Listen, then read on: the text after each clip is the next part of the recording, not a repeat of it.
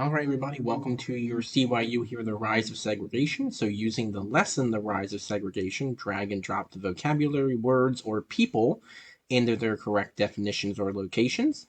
So left-hand side here, vocabulary, term, and person. That's where you'll drag and drop these boxes. You can see me do that here on my screen. You can move those little blue boxes around. Definitions here, we have farmers had to give a portion of their crop to their landlord.